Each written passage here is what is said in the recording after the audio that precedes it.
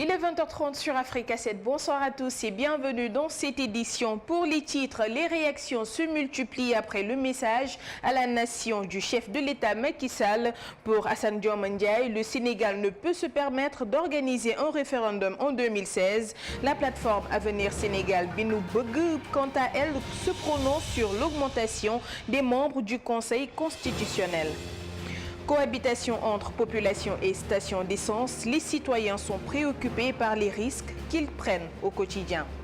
L'actualité internationale et sportive sera au rendez-vous dans cette édition. Dans un instant, le développement. Et nous démarrons cette actualité en bref, en réaction au discours du président Macky Sall de ce 31 décembre. Maître Assane Dioma Ndiaye soutient que le Sénégal ne peut pas se permettre d'organiser un référendum en 2016 et encore organiser des élections législatives et présidentielles en 2017. Selon lui, notre économie ne supporterait pas ces 3 rendez-vous en 10 mois et d'autres urgences sociales peuvent nous dispenser de ce fardeau. Par rapport aux réformes annoncées par le chef de l'État, il pense qu'il faut saluer celles visant à instituer le statut de chef de l'opposition. Au Sénégal, les populations cohabitent avec les stations, des risques auxquels elles sont exposées quotidiennement. Aux Parcelles Assainies, les résidents demandent une réglementation de ce genre d'installation dans le quartier. C'est un reportage d'Amadou Sabarba et Paulette Mendy-Prera. Une station d'essence, un marché et des habitations. Nous sommes au quartier Dior des Parcelles Assainies dans la banlieue dakaroise. Une cohabitation à risque, un danger pour les résidents. Bon, maintenant je suis au regret de dire que le côté négatif est largement plus ample. Vu d'une part qu'il y a la nuisance sonore, pour commencer, la nuisance sonore. Ensuite, il y a quoi? Il y a même la pollution des fois avec les rejets de carburant, avec l'essence ou le carburant qui se dégage. Mais aussi, il y a quoi? Il y a que la quiétude est véritablement mise à rude épreuve. Certes, il y a des risques, mais ceux qui délivrent les autorisations aux propriétaires ne sont pas exempts de reproches, semble dénoncer cet habitant.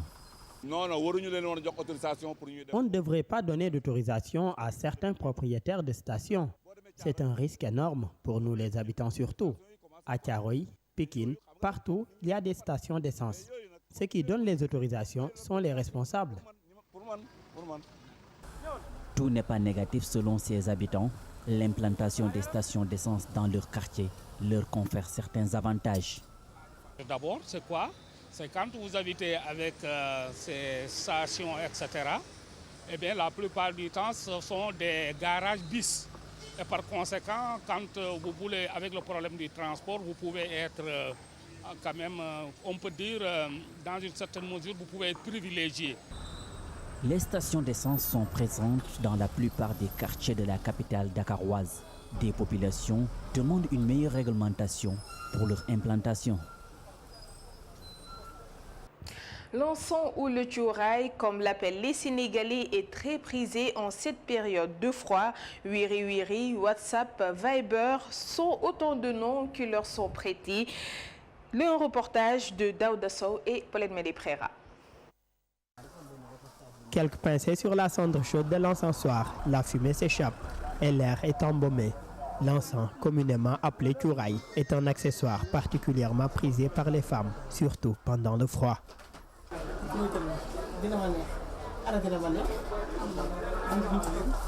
Certains hommes, à l'image de Mamadou Diakité, adorent ce produit. La preuve, il fait le tour des boutiques à la recherche de son encens préféré.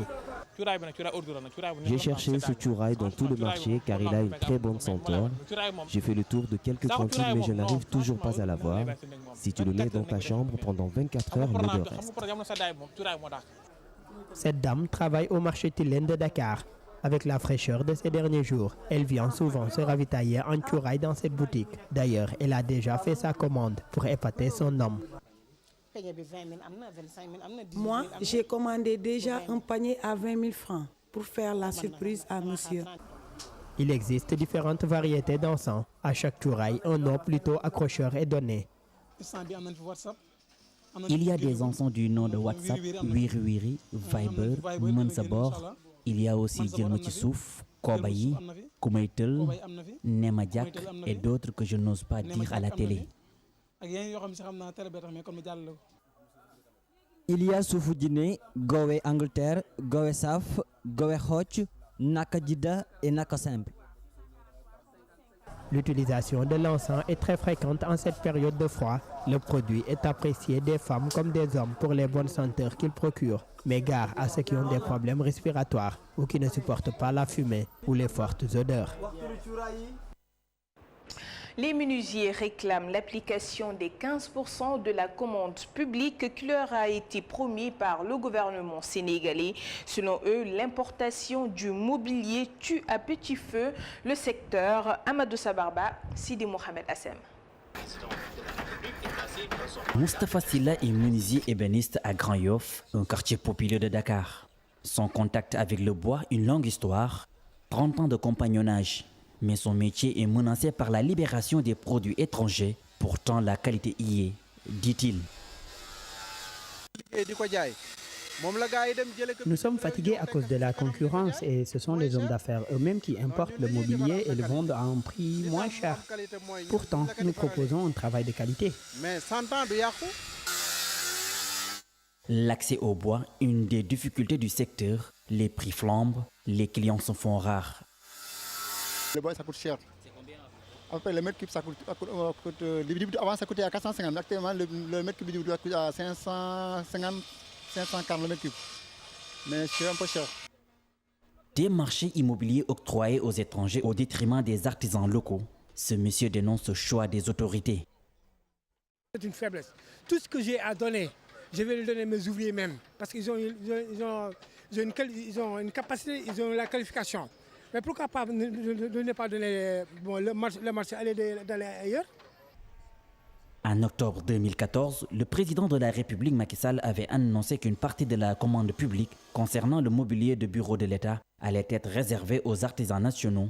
Mais jusque-là, il tarde à voir cette mesure se matérialiser. L'importation est passée par là.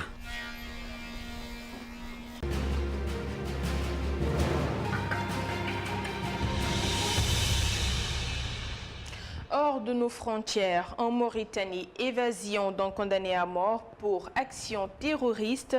Les Burkinabés attendent toujours de connaître le nom de leur nouveau Premier ministre. L'aéroport international de Bamako est rebaptisé aéroport Modibo Keïta. Et au Libéria, une enquête est ouverte sur 2 casques bleus de la mission des Nations Unies dans le pays. Le tout avec Daouda Sow.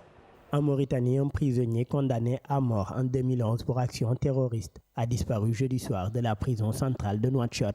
Il est accusé d'avoir participé à une opération à la voiture piégée menée par Al-Qaïda au Maghreb islamique contre le président mauritanien Mohamed Ould Abdelaziz. Selon une source sécuritaire, Cheikh Ould Salek a été vu la dernière fois par ses amis de prison jeudi dans la mi-journée. La disparition de ce prisonnier réputé dangereux inquiète les autorités mauritaniennes. Elles se sont mobilisées à ses trousses et une enquête a été ouverte à Nouakchott pour déterminer les conditions de l'évasion. En février 2011, Ould Salek avait participé à une opération d'AQMI qui avait convoyé sur Nouakchott 3 voitures bourrées d'explosifs pour assassiner le président Aziz.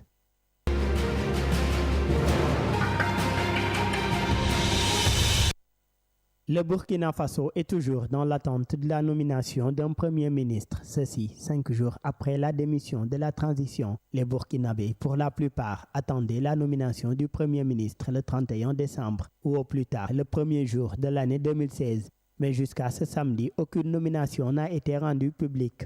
Le Premier ministre Yacouba Isaac Zida a rendu sa démission ainsi que celle du gouvernement de transition le 28 décembre dernier, conformément à la charte de la transition.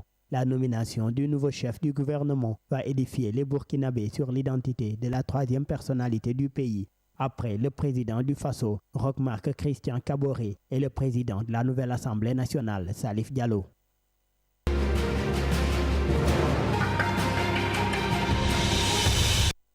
L'aéroport international de Bamako porte le nom du père de l'indépendance du Mali. Il faut désormais l'appeler aéroport international Modibo Keïta. Lors d'une cérémonie officielle, le président malien Ibrahima Boubacar Keïta a déclaré que c'est une reconnaissance de la nation à l'homme qui fut un grand panafricaniste.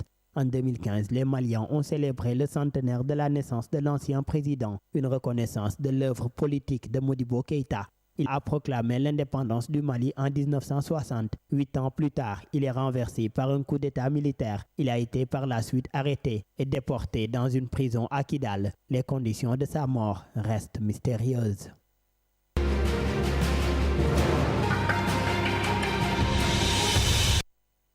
Au Libéria, l'ONU projette de lancer une enquête sur 2 casques bleus de la mission des Nations Unies dans le pays. Ces 2 soldats sont accusés d'avoir frappé un adolescent dans le nord-est. La victime a été hospitalisée à Monrovia dans un état relativement grave. L'incident se serait produit le 4 décembre dans le comté de Bonk à la frontière avec la Guinée. La mission des Nations Unies au Libéria a été mise en place en 2003. Elle compte 15 000 soldats. Son rôle est de faciliter la transition pacifique au Libéria après 14 ans de guerre civile dévastatrice.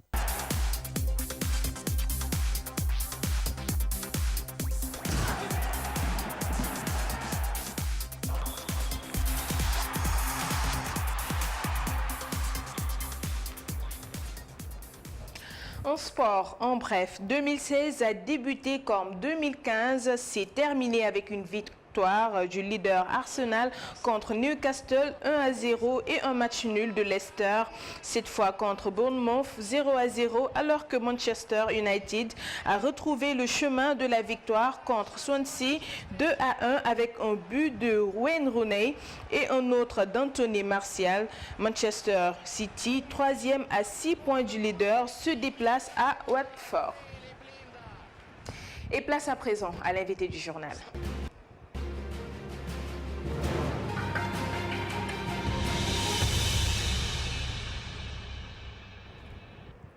Les réactions continuent sur le message à la nation du président Macky Sall ce 31 décembre. Selon la plateforme Avenir Sénégal Bounoubok, certains aspects du discours doivent être étudiés, dont l'augmentation des membres du Conseil constitutionnel et la restauration du quinquennat pour le mandat présidentiel. Mohamed Sall Sao est notre invité du journal d'aujourd'hui. Il s'entretient avec Amadou Sabarba et Paulette Mendy-Prera. Merci, nous sommes avec M. Mohamedou Sall Sao de la plateforme Avenir Sénégal Tchilonibok. Bonjour M. Sall. Bonjour monsieur. Le président de la République, lors de son discours à la nation, a abordé les réformes des institutions. Vous êtes de la plateforme. Quelle analyse faites-vous de ces 15 points? Sur les différents points qu'il a annoncés, sur les 15, il y en a certains que je vais citer de mémoire, que nous pensons positifs, d'autant que certains d'entre eux ont fait l'objet de propositions précises de la part de notre plateforme en argumentant, en renforçant, en appuyant le travail de la CNRI. Au lendemain de la publication du rapport de la CNRI, nous avons été amenés à faire des commentaires à plusieurs reprises et parmi les dispositions, il y en a certaines que nous avons appuyées, argumentées et étayées. Il en est ainsi de ce qu'on appelle la modernisation du système démocratique à travers, bien entendu, la question de l'opposition. Nous sommes tout à fait en phase avec. L'encadrement des partis politiques participe aussi de cette préoccupation, y compris d'ailleurs le problème du financement politique. Je préfère dire financement politique plutôt que financement des partis politiques. Parce que quelle est la nuance? Le financement des partis politiques, c'est les partis. Le financement politique, il y a des candidats dans le processus électoral qui ne sont pas forcément membres d'un parti politique, ce sont les candidatures indépendantes. Et donc, il faut aussi, pendant des élections, si on doit financer, mettre en place un système de financement, ils ne doivent pas être écartés de ce système de financement. Et ça me donne l'occasion, cher monsieur, de passer au deuxième point que nous apprécions, c'est les candidatures indépendantes. Parce que jusqu'à présent, on n'avait pas suffisamment promu les candidatures indépendantes. Et aujourd'hui, ça fait partie des points qui ont été énoncés par le chef de l'État et auxquels nous adhérons, puisque nous sommes nous-mêmes des défenseurs, nous étions des défenseurs de ce point-là. Un autre point lié, et je passe après sur autre chose que ces questions éminemment politiques, c'est le statut de l'opposition et du chef de l'opposition. C'est une avancée. Le 13e point où on parle de l'élargissement des compétences du Conseil constitutionnel, vous avez mis un point. Qu'en est-il exactement? Ici, vous lisez dans mes pensées, cette question est sensible. Tout le monde a applaudi en disant oui, c'est bien parce qu'on a rajouté 2 personnes supplémentaires. On ne sait même pas d'ailleurs si ce seront des magistrats ou pas. C'est une première interrogation parce que le Conseil constitutionnel peut ne pas être composé que de magistrats. Deuxièmement, les 2, on en rajoute 2 parce qu'on dessert un peu la contrainte et les 2, si vous le passez de faire le saut, sont confiés, disons, le pouvoir de nommer 2 membres de ce Conseil est reconnu au président de l'Assemblée nationale. C'est bien. Mais ici, il y a 2 choses. Il y a le fait que quand on légifère, surtout pour une loi fondamentale telle que la Constitution, on ne regarde pas que le présent. Qu'est-ce qui nous dit que dans un avenir plus ou moins lointain ou plus ou moins proche, c'est selon, que nous n'arriverons pas un jour dans une réalité de ce que l'on appelle une cohabitation, c'est-à-dire d'avoir un président de la République élu et d'avoir une Assemblée nationale qui ne serait pas du tout l'Assemblée majoritaire correspondant à la majorité présidentielle. Dans le cas de cohabitation, on risque d'aller vers des blocages, des querelles, des crises. Si on laisse toujours au chef de l'État le soin de décider en termes de pouvoir de nomination, sans consultation ou sans accord, express même, pourquoi pas, du pouvoir du Premier ministre, ou en tout cas, disons-le comme ça, de la majorité législative. Même si nous restons dans un système présidentiel, hein, qu'on entende bien, nous ne parlons pas de régime parlementaire.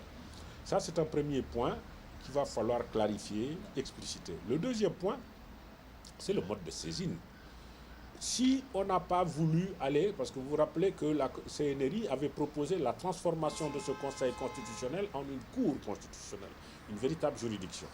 Si on n'a pas voulu aller jusque-là, en faisant le choix d'élargir les compétences du Conseil, d'augmenter le nombre, etc., il faut aller un peu plus loin pour que, même si nous n'avons pas une juridiction expressément sous forme de cour constitutionnelle, au moins qu'on se penche sur la question du mode de saisine de ce Conseil constitutionnel.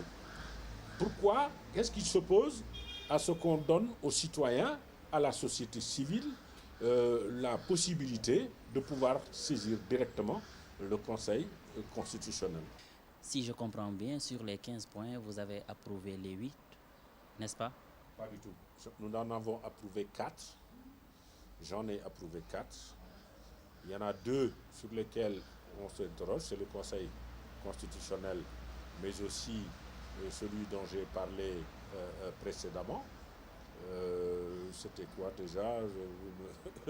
Si je dois recenser les points avant le Conseil constitutionnel, où on dit qu'il va falloir clarifier un certain nombre de choses. En tout cas, je n'ai pas fait de statistiques, mais je sais qu'il y en a 4 sur lesquels nous sommes d'accord. Hein? Et il y en a 2 sur lesquels on s'interroge. Il y en a d'autres pour lesquels on dit qu'il n'y a pas, on n'en voit pas l'utilité, en tout cas dans une constitution. Parce que ce sont, même si ça a sa place dans une constitution, peut-être dans le préambule, l'histoire de la constitutionnalisation des principes de la déconcentration, décentralisation, constitutionnalisation des principes, dès lors qu'on parle de principes, on peut le mettre dans un préambule. Merci, M. Sall Sao. Je rappelle que vous êtes membre Avenir Sénégal de Kebitila du Bok. Merci, je vous remercie, M. Ba. Et c'est cet entretien avec Mamadou Sall Sao qui met en terme à cette présente édition. Merci de l'avoir suivi. Les programmes continuent sur Africa 7. Bonsoir à tous.